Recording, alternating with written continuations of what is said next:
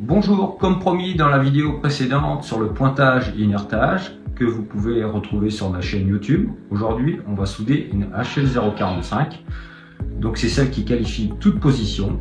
On va être sur un diamètre 60, une épaisseur de 5,77.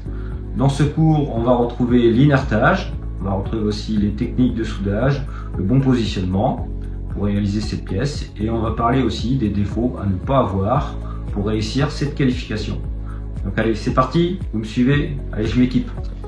Bon bah maintenant que je suis équipé, on va parler EPI. Donc les EPI, on a besoin de vêtements de travail qui résistent bien au feu, qui couvrent bien tous les membres, ok, jusqu'en haut du cou là, pour éviter des coups d'arc dans le cou là. C'est souvent que ça arrive. On va avoir besoin de gants de protection qui résistent au feu. On va avoir besoin de chaussures de sécurité. On va avoir besoin, le plus important, notre masque de soudage. Donc masque de soudage, moi mes teintes elles vont de 5 à 13. Donc, je répète que les teintes de soudage sont faites pour les différentes énergies de soudage, les différents procédés de soudage. Là on est sur le procédé TIG, on va avoir besoin d'une teinte à 10. Ok, donc si vous avez des problèmes de vue, c'est pas le masque de soudage qui va régler vos problèmes de vue, hein, je répète parce que je vois souvent ce problème là. En formation, donc si vous avez des problèmes de vue, bah, allez voir un spécialiste et il vous mettra des lunettes adaptées à votre vue. Allez, c'est parti pour l'étape suivante.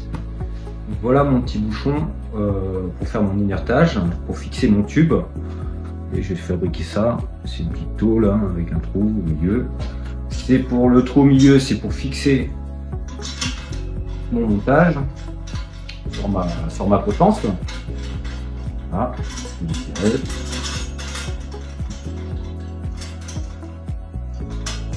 Je vais ça correctement et puis comme ça j'ai déjà il va être fixe. Comme ça je vais pointer mon tube dessus, comme ça il sera bien fixé. Ok, donc là je vais choisir là où je vais commencer. Je vais commencer ici en dessous. Okay. Voilà. Donc là, je vais pointer mon tube sur mon petit, sur le bouchon d'inertage. Ça, je vais faire 4 points pour que je sois bien fixé. Voilà. Allez, bien fixe. Okay. Donc pour la préparation inertage, pour éjecter mon oxygène de l'intérieur, il va falloir que je bouche l'extrémité en faisant une petite fuite et puis je vais boucher mon joint de soudage au moins que l'argon qui s'en remplisse d'argon à l'intérieur. Donc hop, on met un bout de scotch à l'extrémité. Je fais une fuite de 3 à 4 mm, c'est suffisant. Faut pas trop petite, pas trop grosse, juste 3-4 mm ça suffit.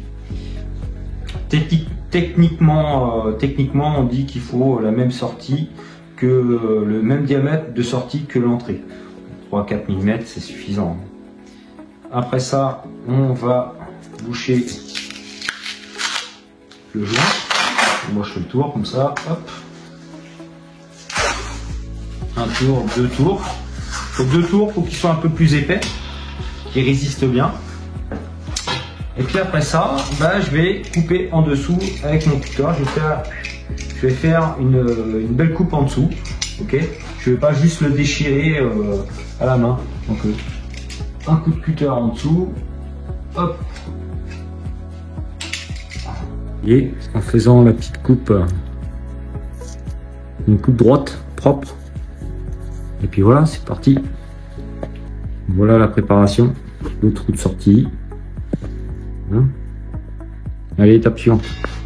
Donc pour faire l'inertage, on peut choisir soit de l'azote, soit de l'argon. Moi je choisis de l'argon. J'ai une meilleure tenue de bain quand même avec l'argon. C'est l'huile qui pousse de trop.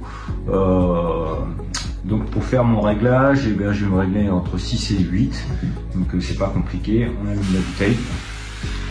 Hop, on met ça. Et là j'y suis déjà, je suis à peu près. Je vais le mettre entre 6 et 8, ouais. Entre 6 et 8. Donc faut quand même une petite pression. Alors faut pas trop de pression non plus parce que là du coup vous allez être gêné avec le bain.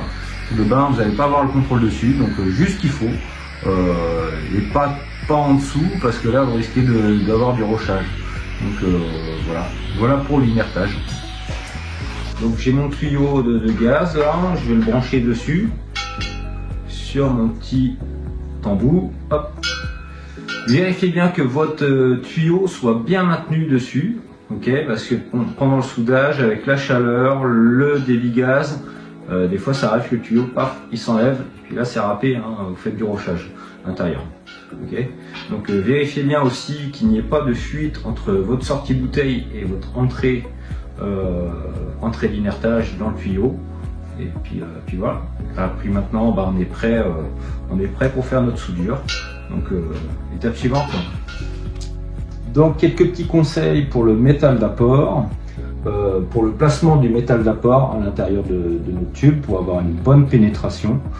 Pour la peiner, quand vous allez être en dessous, il faut absolument que votre métal d'apport soit à l'intérieur. Il faut le placer à l'intérieur, ok, pour avoir une bonne pénétration. Si vous le placez en dessous, le problème c'est que vous allez avoir du creux, ça passe pas à la qualification. Il faut, au fur et à mesure que vous allez monter, vous restez toujours à l'intérieur. Et puis là, sur les côtés, bon, vous n'allez pas avoir trop de problèmes parce que le bain, il faut toujours penser à la gravité, c'est du liquide, il va descendre, la peinée elle va se faire, il n'y a pas de souci. Les problèmes qu'on a, c'est ici et au-dessus aussi. Au-dessus, on a tendance à avoir des surpeinés du coup, donc c'est pas bon non plus. Il faut juste ce qu'il faut. Il ne faut pas dépasser 3 mm intérieur. 3 mm, c'est déjà une très grosse peinée quand même. Donc il faut soit 0, soit pas au-dessus de 3. Donc voilà, il faut qu'on se passe bien. Donc si vous faites ces conseils-là, il n'y aura pas de problème. Maintenant, au niveau du métal d'apport, il ne faut pas avoir des à-coups vifs dedans. Il faut vraiment être calme sur votre métal d'apport. Donc je vous conseille d'avoir des bons appuis avec votre métal d'apport.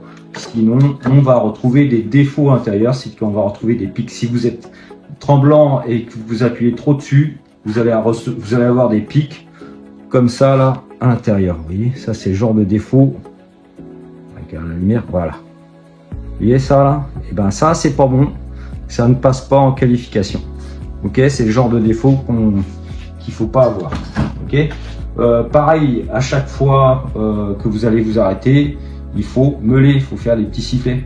Donc on va voir ça pour la suite, étape suivante. Nous sommes arrivés au réglage du générateur. On a notre cible de soudage qui est représenté au tableau. On va commencer par régler notre pré-gaz. Le pré-gaz, je le règle à 0,5 secondes. Il faut absolument que le gaz coule avant l'allumage de l'arc. C'est pour protéger notre tungstène de la pollution. Il faut qu'il reste blanc du début jusqu'à la fin. Sinon, si on ne met pas de gaz, on risque d'avoir de la pollution sur le tungstène et la retrouver dans notre bain de fusion. Donc, attention à ça. Pour notre montée, la montée intensité, on n'en a pas besoin pour cet exercice. On n'est pas sur des grosses énergies, on n'est pas non plus sur un aluminium, donc non, j'en mets pas. Pour l'intensité, je vais mettre entre 88 et 95 ampères. C'est une bonne énergie, on va être assez calme. Alors ça dépend du soudeur, je mets 88 entre 88 et 95 parce que ça dépend des soudeurs. Si on est un soudeur rapide, un soudeur lent, l'étalonnage du poste aussi est à prendre en compte là-dedans. Avec ces énergies-là, on va faire une pénétration assez calme. On pourra mettre plus.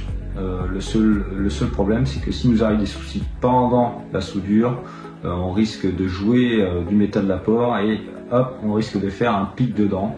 Donc c'est pas très bon.